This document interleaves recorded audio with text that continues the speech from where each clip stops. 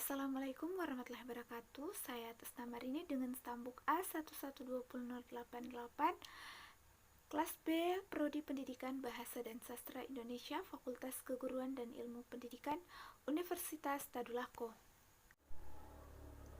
Filsafat analitik. Filsafat analitik pada umumnya para ahli membagi filsafat analitik ini ke dalam 3 aliran, yaitu yang pertama atofisme logis, kedua posofisme logis, dan ketiga filsafat bahasa biasa. Atofisme logis mulai berkembang pada awal abad ke-20 di Inggris sebagai reaksi terhadap aliran idealisme yang menguasai pemikiran saat itu.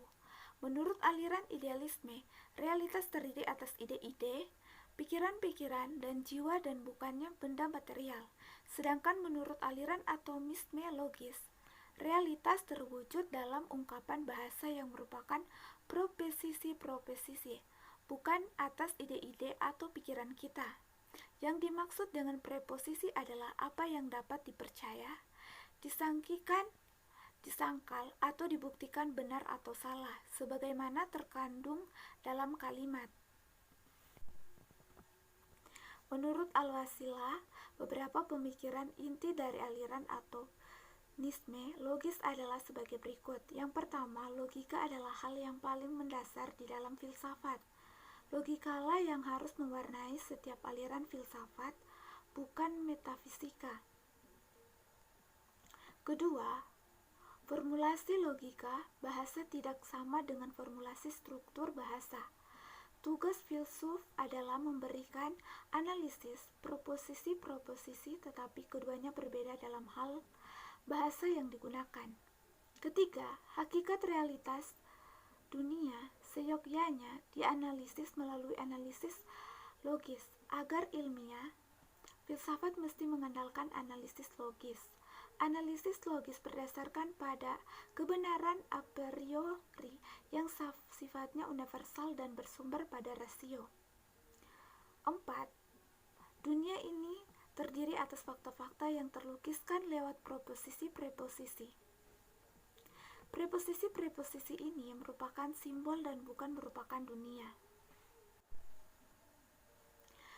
Positivisme logis. Menurut Hidayat, istilah positivisme logis merujuk pada pengertian-pengertian empirisme ilmiah, neopositivisme, dan empirisme logis. Aliran filsafat ini lebih sering disebut dengan positivisme logis. Filsafat positivisme itu sendiri merupakan aliran filsafat yang dibercirikan evaluasi positif terhadap ilmu pengetahuan dan metode ilmiah. Hidayat menyatakan bahwa terdapat 5 asumsi yang dijadikan dasar pijakan bagi konstruksi positivisme logis. Yang pertama, realitas objektif. Yang dimaksud dengan realitas objektif oleh positivisme logis adalah bahwa yang ada satu realitas yang dapat diketahui sepenuhnya melalui pengalaman. Dunia kini terlepas dan ada jarak dari kita, subjek atau pengamat. Kedua, reduksionisme.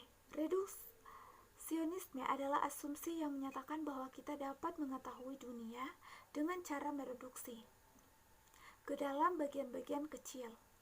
3. Asumsi bebas nilai. Asumsi bebas nilai ini terdapat dalam sains. Bebas nilai menyatakan bahwa antara pengamat dan yang diamati memiliki jarak terpisah karena kita setiap penelitian ilmiah bebas nilai. Nilai bersifat objektif seperti haknya estetika, sedangkan dunia pengamatan bersifat subjektif. 4. Determinisme. Asumsi determinisme menyatakan bahwa alam ini berada dalam lingkup aturan yang bersifat determinis atau pasti dan linear. Itulah hukum kausalitas, sebab akibat apa yang terjadi di dunia ini telah terjadi sebelumnya. Melalui determinisme, ilmu pengetahuan dapat meramalkan dan juga dapat mengendalikan alam semesta. Semakin banyak pengetahuan yang ditemukan, semakin banyak pula hukum kausalitas ditemukan. Akhirnya, ilmu pengetahuan dapat berkembang secara pesat. 5. Logika empirisme. Asumsi ini menyatakan bahwa suatu proposisi dapat dikatakan bermakna jika proposisi tersebut dapat didefinisi dengan pengalaman inderawi. Preposisi yang mengungkapkan tentang suatu yang bersifat metafisis tidak bermakna karena ungkapan itu tidak dapat diverifikasi secara empirik. Filsafat bahasa biasa. Aliran filsafat bahasa biasa banyak dipengaruhi oleh pemikiran